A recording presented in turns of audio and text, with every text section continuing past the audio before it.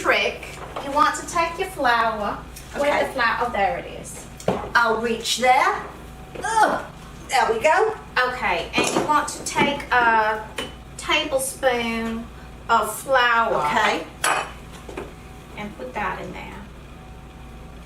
And then you want to put your raisins and your nuts in here. Where are the nuts?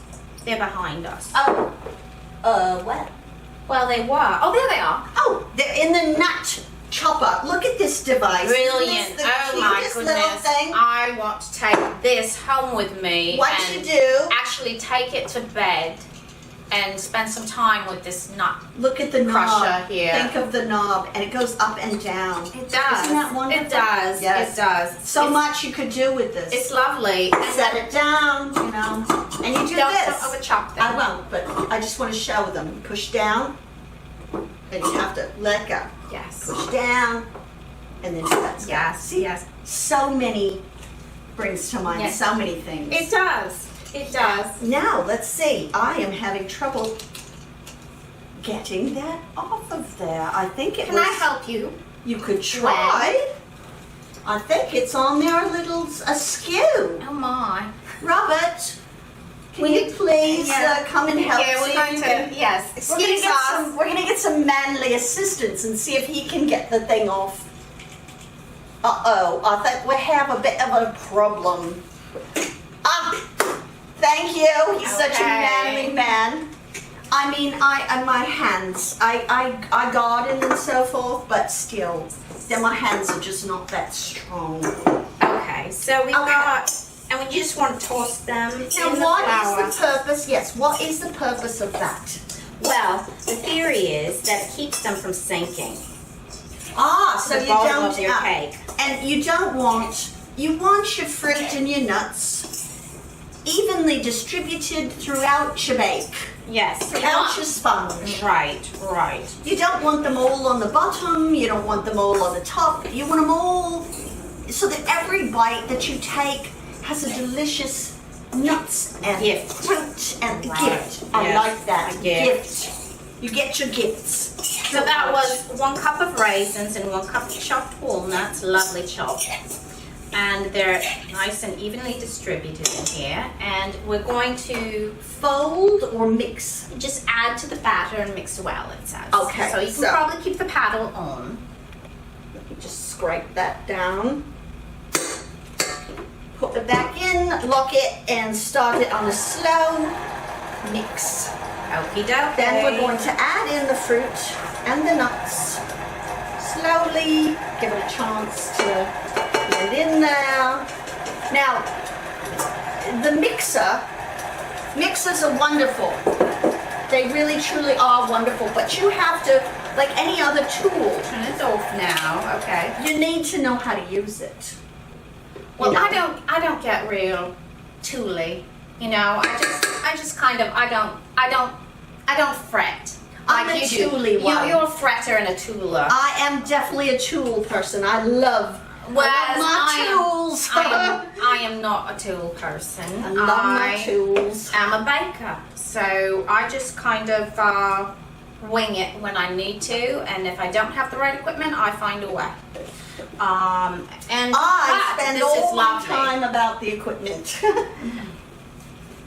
Yes, your equipment's obsessed. Okay, so now what do we do? Okay, so What's the that next looks step? lovely. That's well incorporated. So now we're going to add a whole pound of carrots. It's quite carroty. I'm going to clean off all of the batter that I can so that we don't waste anything. And a half cup, I put a little bit more because I kind of like pineapple.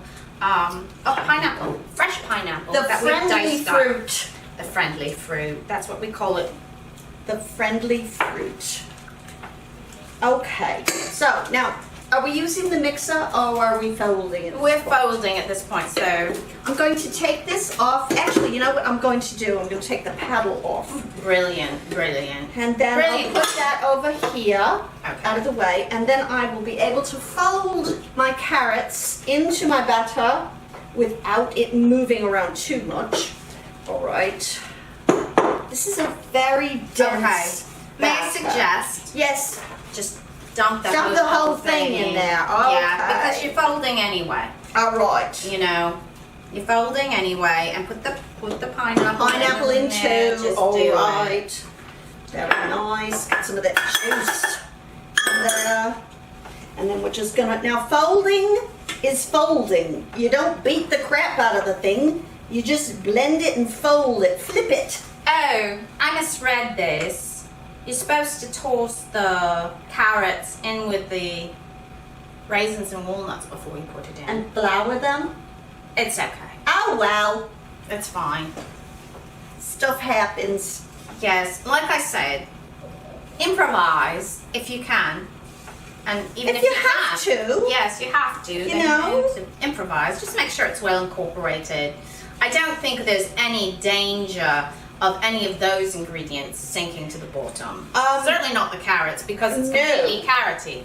Yes, I mean there's as much carrot in here as there is batter. You know what's really amazing as I'm doing this?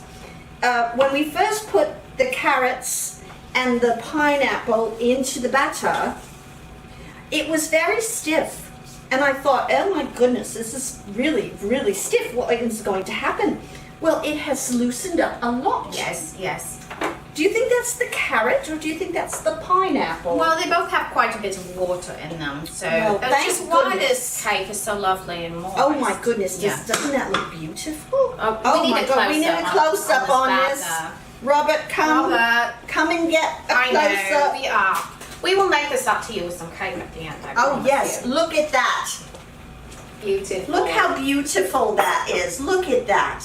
Oh my goodness, I could eat that with a spoon right now. Well, don't, because we're going to need to make some cake. I'm not going to eat it right now. I was only kidding. You're such a cut up. I was only Okay. kidding. Okay, let's load our pans. All right. And, this is a 2-layer cake, but because we have 2 shallow baking pans, we're splitting it among 3. So again, we're improvising. And the way I do this is I actually measure so that, you know, a casual measure so that they're kind of the same size cake.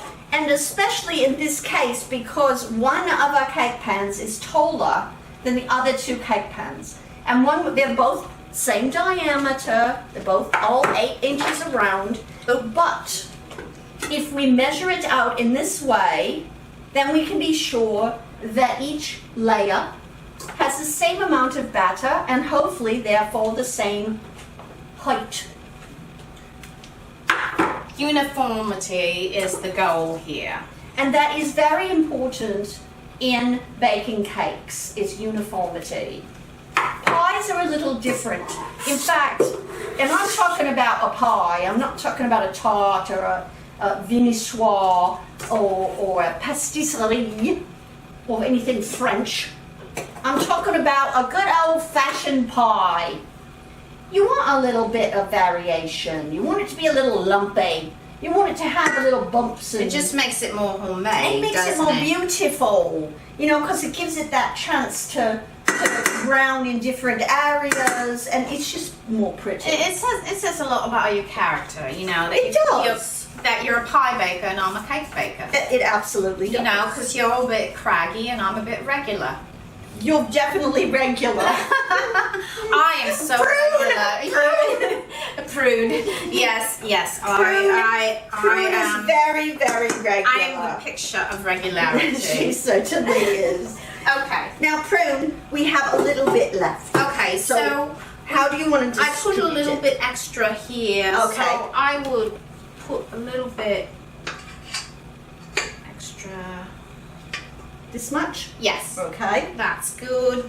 Now, what are we going to do with this little bit left here? In Put this it in that one, one? yes. Okay, let me just see if I can scoop that out there. Beautiful. Oh, I'm dribbling. Okay. That's okay. Let's put the very last dregs in here. Okay, let me just scoop those things out, get that off. I use my hands when I'm making things, you know. Yes, you have to use your hands. God gave you hands. Okay, Very so good reasons. Okay. what we did with these tins, I forgot to mention it. We put parchment paper on the bottom. No, let me go back to the beginning. Yes, you need to do that. So we buttered the pans.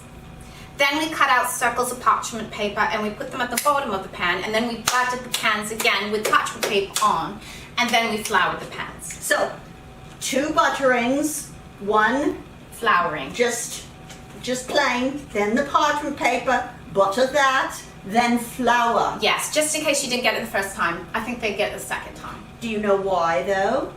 Why do you do this? What is the purpose? So it doesn't stick. There you go. Yes.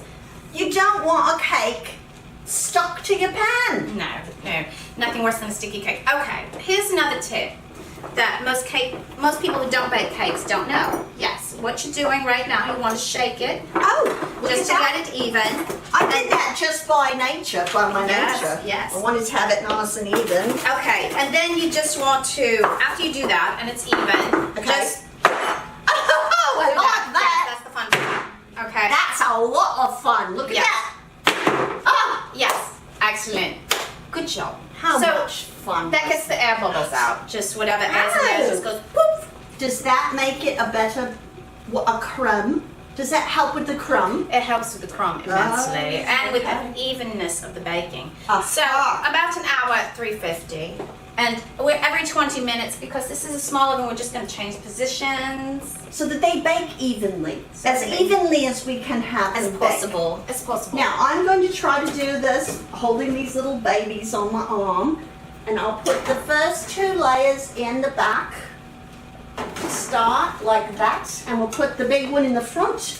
I just love this height. Close it. I love this That height. is lovely, because I'm always I'm always bent over like this, and sometimes I have to sit on the floor. to I know watch it's it. terrible. Yes. This is nice though, because we do have the double oven. So if we were making, let's say, a roast, we're roasting a leg of lamb or mutton. We're doing a mutton. We could do our mutton in the bottom, and we could do our cakes and pastries in the top. Right. So it's very nice. Very nice. Prune, it's just, I feel that we Gwen. I think that we have done a I'm going marvelous to make job a so cake far. baker of you. I think you will. Yes, I think I you will. am. Okay, we'll be back. Hello everyone, Gwen here again. Okay, I don't know about you, but when I order my Greek olives, they come in these deep, deep jars. And getting the little devils out of there is always so difficult. Well, this is my new Majestic Olive Grabber. Look at that. Isn't that adorable? Can you see that? Isn't that just so cute? I love it. So what I do is I take my Majestic Olive Grabber, I stick it down in the jar, I open my little hands, I guess they would be called, my little talons. I grab an olive, I grip it, and I just pull it out. And there I have a perfect olive to serve to my guests. People love this. It's such a conversation starter. I allow everyone to use the olive grabber so they can get their own olives out of my olive jars. Now, this is made in Greece. You will have to order it through the Slovaki.net because you have to get it from Greece. It has a patent in Greece and it is only allowed to be made there. If you find an implement like this, it's not made in Greece, then it is not a real olive grabber. This little implement will last you your entire life, and it is priced at a wonderful price of $45.95, plus shipping and handling, of course. Don't be without this, friends. A marvelous, marvelous tool. I don't know where I would be without it.